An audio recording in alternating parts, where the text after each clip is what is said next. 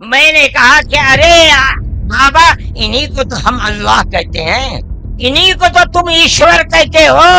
ये जो कहानी ओम मन्नू अल्लाह उसकी औलाद, ये फालतू की बातें सारा पलीटा लगा दिया। तो अल्लाह और ओम कैसे एक हो गया? चलो मान लिया उन्होंने दुनिया बनाई, तो फिर खतना किया हुआ बच्चा क्यों नहीं पैदा करते वो?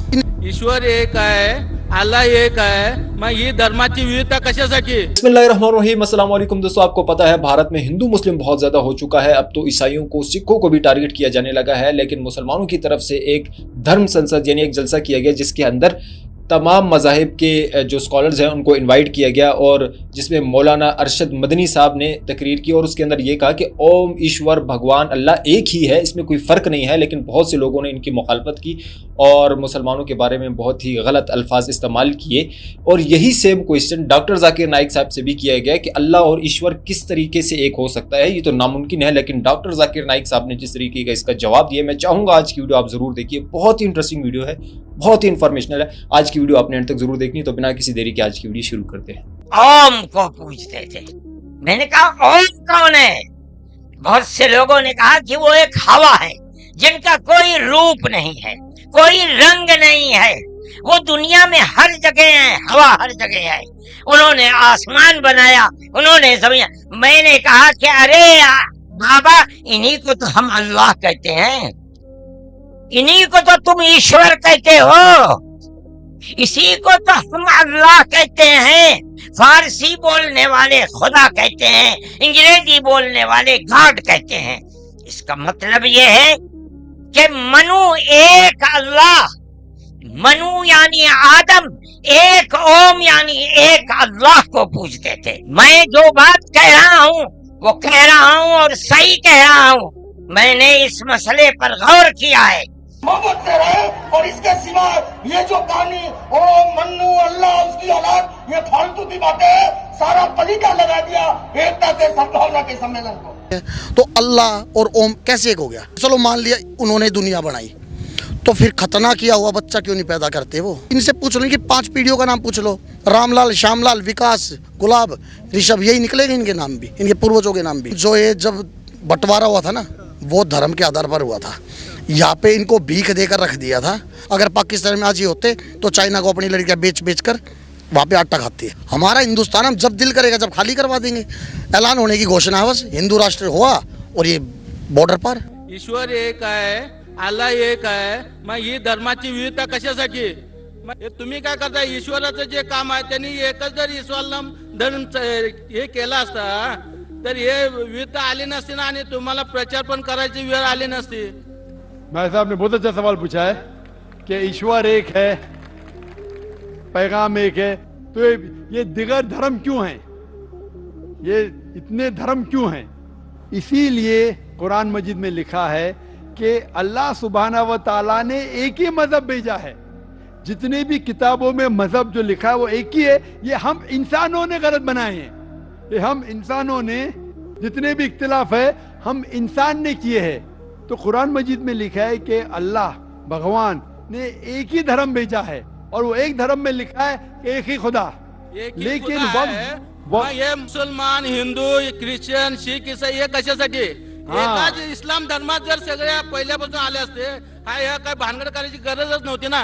हाँ, मराठी मुझे समझते जवाब देने आता नहीं। भाई साहब ने पूछे क्या ये मुसलमान, हिंदू, क्रिश्चियन, सिख, क्या ये भांडर क्यों करना, क्यों ये करना चाहिए? एकच नको ना, एकच पाहिजे, एकता पाहिजे। तो एकता के लिए तकरीर तो हो रही है। नहीं, इसीलिए तो आज ये भांडर हो रहा है, गड़बड़ हो रही है, इसीलिए तो तकरीर कर रहा हूँ। अगर भांडर नहीं होगा तकरीर क्यों करूंगा मैं? नाही, भांडण असं म्हणत नाही। देवाने इस्लाम धर्मात सगळ्यांना जन्माला घातलं असतं, हे आटापिटा झाला नसतं ना। हाँ, तो इसीलिए आप देखेंगे जो आप कह रहे हैं, हर किताब में लिखा हुआ है कि आप भगवान के पैगाम पे अमल करो। ये आप देखते हैं, मिसाल के तौर पे आप तहकीक करेंगे, आप कहेंगे कि आप पानी को वाटर क्यों बोलते?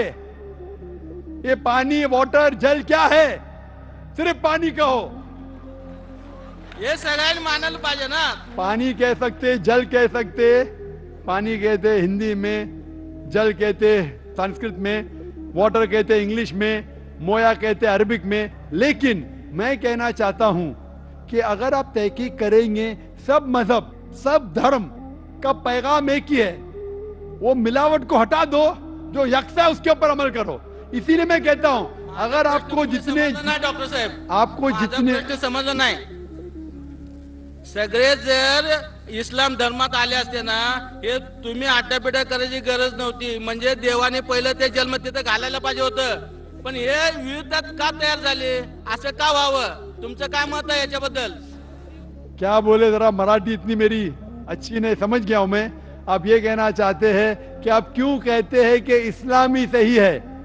नहीं, आप इस्लाम बोल रहे हैं तो भगवान ने वो इस्लामी एक ही करना मांगता था ना, वो हिंदू मुस्लिम सिख से ऐसा क्यों हुआ? भाई साहब, मैं आपके सवाल को अच्छे से समझ चुका हूं। आप शायद हिंदी नहीं समझते। हाँ, नहीं मैं जवाब देने जा रहा हूं, बीच में बोल रहे। अब मैं जवाब देने जा रहा हूं, बीच में बोल रहे। आपका सवाल है कि अगर धर्म एक है तो ये अलग अलग धर्म के नाम क्यों हैं? ईसाई, सिख, बुद्ध, इस्लाम क्यों? तो उसका ही तो जवाब दे रहा हूं मैं। हाँ बोलो। भगवान ने, ईश्वर ने एक ही धर्म भेजा, वो है कि एक भगवान में मानो और उसके पैगाम पे अमल करो। लेकिन जितने भी पैगंबर आए, जब ये पैगाम लेके आए, उसके मानने वालों ने आस्ते आस्ते उस पैगाम में तब्दीली ले आए। और आपके पहले एक भाई ने यही सवाल पूछा था, तो मैंने ये जवाब दिया था कि पैगाम तो सब पैगंबर का एक था कि भगवान एक है, ईश्वर एक है और सिर्फ एक भगवान में मानना चाहिए।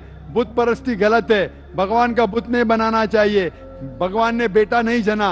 लेकिन वक्त जाने के वजह से इस पैगाम में तब्दीली आने लगी। जब तब्दीली आए तो भगवान ने दूसरे पैगंबर को भेजा, फिर तब्दीली आए, फिर पैगंबर भेजा। इस तरीके से 1,24,000 पैगंबर इस धरती पे आए और जितने भी पैगंबर आए वो सिर्फ अपने लोग को सही रास्ता दिखाने के लिए आए। और आखिरी पैगंबर से मोहम्मद सल्लल्लाहु अलैहि वसल्लम। तो मैं ये कहता हूं आपसे, अगर इख्तिलाफ है तो मैं ये कहता हूं कि जो यकसा है सारे मजहब की किताबों में, कम से कम उस पे तो अमल करो।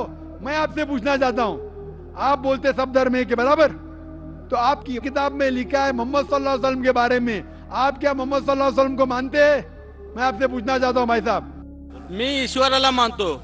बिल्कुल सही। आपके किताब में भविष्य पुराना पर्व 3 खंड 3 अध्याय 3 श्लोका 5 से 8, भविष्य पुराना पर्व 3 खंड 3 अध्याय 3 श्लोका 10 से 27, यजुर्वेद चैप्टर 21, ये सब रेफरेंसेस दे रहा हूं मैं। यजुर्वेद के अंदर लिखा है, सर्ववेद में लिखा है, ऋग्वेद में लिखा है, सब में लिखा है। आप अगर उपनिषद पढ़ेंगे, पुराणाची सुद्धा मतिगुंग झालेली आहे। त्याच्या पुढचं मी सांगतो, मला सांगा। मैं आपसे पहले ये सवाल पूछता हूँ भाई साहब, एक ईश्वर में मानते हैं आप?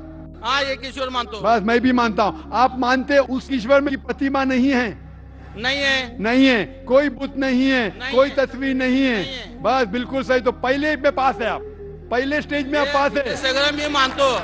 पहले स्टेज में पास है आप। तो ये बात आप जो हिंदू स्क्रिप्चर की मानते हैं, उसके आगे आपके धर्म की किताब में लिखा है कि कल की अवतार आने वाले, उस कल की अवतार के माँ का नाम है सुमति, उसके वालिद का नाम है विष्णु यश। भाई साहब, ये लेक्चर डिबेट नहीं हो रहा है। विचारतो त्याचं आता दुसरं उत्तर द्या। आप सुनिए, एक आपने ईश्वरात ते झालं, ते कलकीचं मला नका सांगू। मी काय विचारतो, हिंसा मान्य आहे का तुम्हाला? आप हिंदी में बात करेंगे जरा, ये मराठी में लेक्चर नहीं हो रहा है। हिंसा मान्य है क्या? भाई साहब, ये तकरीर हिंदी में हो रही है, उर्दू में हो रही है। आप मुझे सवाल पूछ रहे, आपने ये पूछा कि हिंसा में आप मानते क्या नहीं?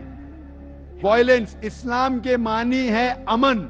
इस्लाम आता है लफ्ज सलाम से, जिसके मानी है अमन। इस्लाम धर्म है अमन का। तो जी हाँ दोस्तों, वीडियो आपने देखी, होपफुली आज की वीडियो आप लोग को जरूर पसंद आई होगी। मजीद इसी तरह की वीडियोस देखने के लिए हमारे चैनल को जरूर सब्सक्राइब कर लें और बेल नोटिफिकेशन को ऑन करना बिल्कुल मत भूलिए। मिलते हैं एक और वीडियो में, तब तक के लिए दीजिए इजाजत। अल्लाह हाफिज।